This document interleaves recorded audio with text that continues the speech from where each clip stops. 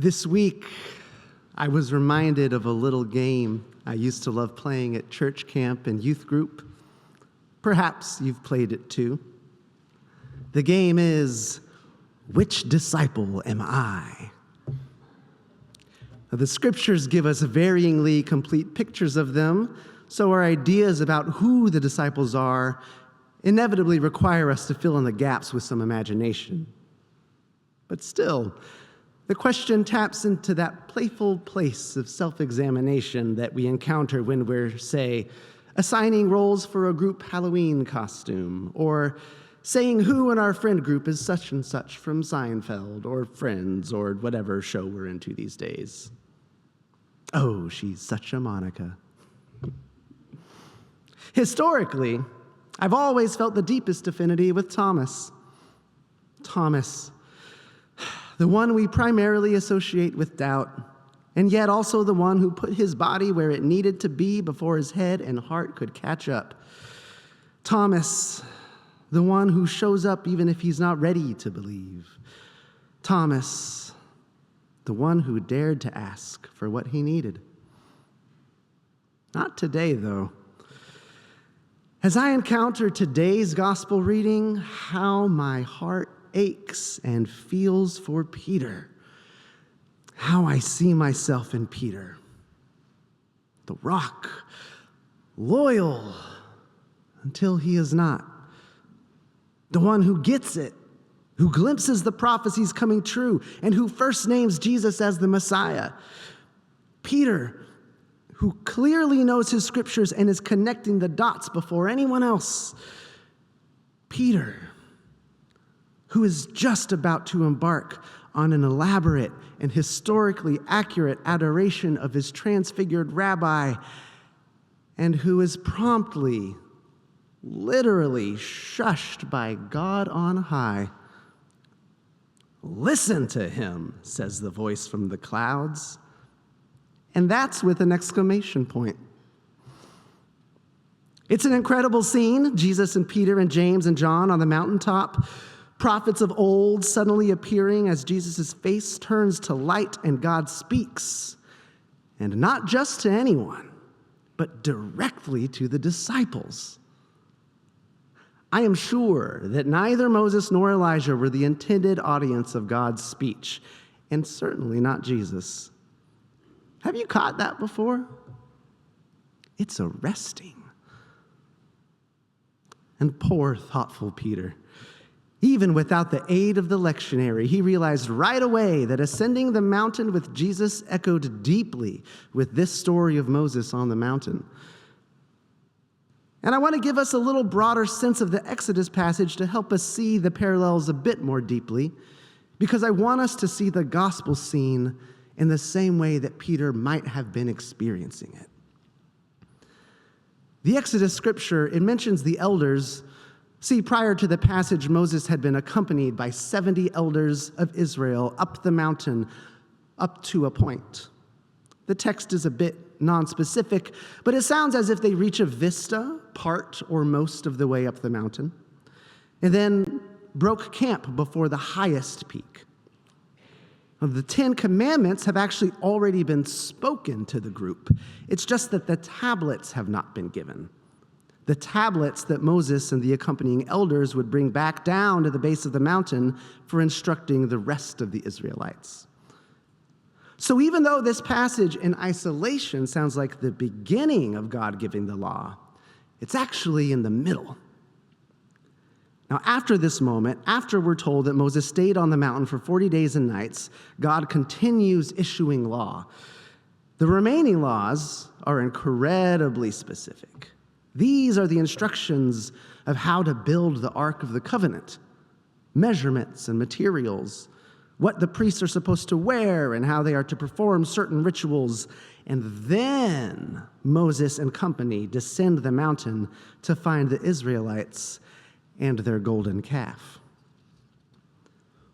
So when Peter suggests these dwellings he hopes to build, he's not just making things up. He's remembering the Exodus story and seems to imagine that the present will parallel the past rather closely. When Peter says, "Lord, it is good for us to be up here," surely he is remembering that Moses stayed on the mountaintop with God for 40 days and 40 nights. And why wouldn't he be thinking about this? After all, Moses is right there. The illusion is not a reach. Now, in this moment, Peter probably fancies himself a Joshua, Moses' aide in his journey, dutifully tending to the menial tasks of travel in order to help facilitate the receipt of a new law. But already, there is a crucial difference. In the text of Exodus, God declares earlier that Moses alone is to approach the Lord. The others must not come near. But Jesus invites 3 disciples along, and God speaks directly to them. Do you see that? Peter thinks he knows how the story is going to go, but already Jesus has radically altered things by inviting his followers, by inviting us to the place where God speaks. Now, I don't know how many Will Ferrell fans there are in the pews today, but he has this one movie called Talladega Nights, where he plays an aspiring NASCAR driver, and there's this one scene that always gives me the giggles where he's ascending in popularity, but is extremely not camera ready. And in all these high visibility interviews, he keeps slowly raising his hands from his waist into the TV frame. And his line, when he does this, he says, "I'm not sure what to do with my hands." And I feel like this is Peter. This is me too. Oh my gosh, something really intense is happening all around me, and I don't know what to do with my hands. Peter, he recalls the Exodus passage and thinks, all right, well, here's a thing I can do. We're going to be here for 40 days and 40 nights. I can be the tent guy. And what happens? God cuts him off and says, listen, not do this or that, but listen. What's happening here, what the Gospel of Matthew, I believe, is communicating to us, is that even the most studied and getting it disciples did not, in fact, understand at this point. But some of them really, really thought they did. They saw the parallels, these echoes through time, and yet where they expected a repeat, they found a twist, an evolving, and opening. The gospel passage is like the Hebrew scripture, but it is not the same. Moses descends the mountain with law written on tablets. Jesus descends the mountain and immediately begins healing, conversing, building the community. The law is being communicated in a totally different way. Jesus travels from poor village to poor village, and this new wisdom is only accessible to those willing to follow him into the forgotten corners of the empire, of society. Those willing to sit with the destitute and sick and suffering and ignored. This is no tablet of law, no set of fixed rules. It's not yet written down in a way where you can just hand it to someone. And the law itself, instead of these specific ideas about how to protect God's law in a sacred container and how to mediate access or nearness to it, Jesus goes right out into the world and turns everything upside down, everything anyone thought that they knew about who gets to talk to God and how.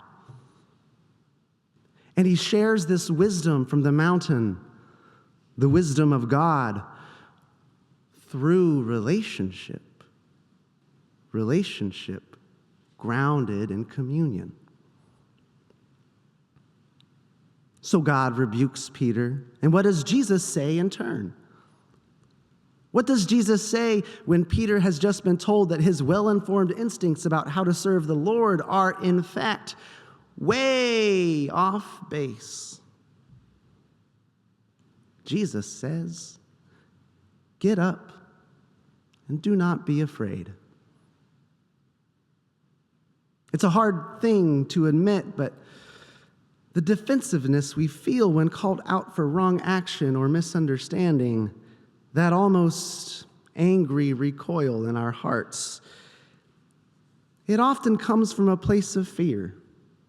Fear of being wrong, fear of looking stupid, fear of doing harm when you meant in your deepest heart, you meant to do good. But get up, Jesus tells Peter. Get up, Jesus tells us. And do not be afraid. Do not let this fear stand in the way of your presence. Listen. Be not only intellectually present, but physically present. Follow Jesus down the mountain with your body and listen to him speak in these most troubled of places. Yes, this is the work not only of our hearts and souls and mind, but of our feet, our arms, our physical selves. It involves going to places we didn't think we'd be visiting anytime soon, if ever. If this gives you a pang of fear or unease, I feel it too. Maybe we don't feel ready to travel. Maybe our walking shoes are dusty. When we consider where these places might be for us today, maybe what comes to your mind, maybe it seems dangerous or risky. Or perhaps that unease is the release, the relinquishing of the story you thought this was. Just like Peter, we know well the security wrapped up in thinking we already know how the story goes. Whether it is the story of our country or the story of an important relationship, the story of your grief, of aging, of new beginnings. How many of us have looked up recently and thought, this is not the story I thought it was?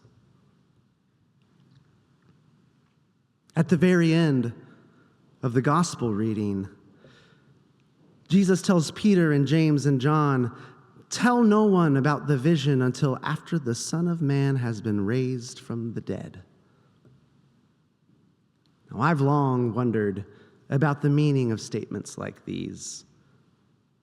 Just a chapter before, Peter correctly identified Jesus as the Messiah, and Jesus says, "Don't tell anyone." In a religion whose tradition involves so many calls and commissions to spread the good news, to evangelize and proselytize, it's always seemed bizarre to me that Jesus ever admonished people to do, well, quite the opposite. Why would Jesus ever ask us not to tell people about him? The answer is contained right there in the passage. Don't tell anyone until after. In a way, it's a bit of a kindness from Jesus. Although it might not feel that way in the moment, it can read almost like a scolding. But Jesus seems to be telling them, don't proselytize about this story until you've seen how it ends. Don't tell people I'm the Messiah until I've made it clear what that really means. It won't make sense until you've seen the end. As much as we, coming off the mountaintop, want to make sense out of it all right now, wait a moment. We don't have to know what it means yet. We're going to have to follow the story. step by step, all the way to the cross, before its true and full meaning can be revealed.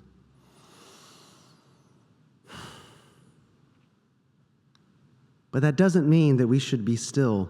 This isn't a waiting game. Get up.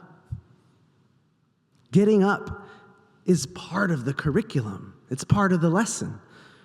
If we are to listen to Jesus, we have to follow him. He's moving around all the time. Jesus tells us, get up and do not be afraid. This is how we learn. This is how we arrive at the ending and glimpse the true meaning of all of it.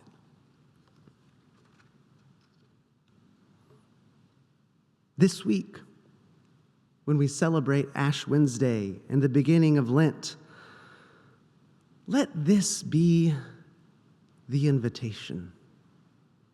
An invitation to journey to the cross. To find out one more time what happens there and what happens next. Even when the world demanded that there would be no next. Because if the cross has promised us anything at all, it is that what we expect to be an ending, when God tells the story, it turns out to only be a beginning.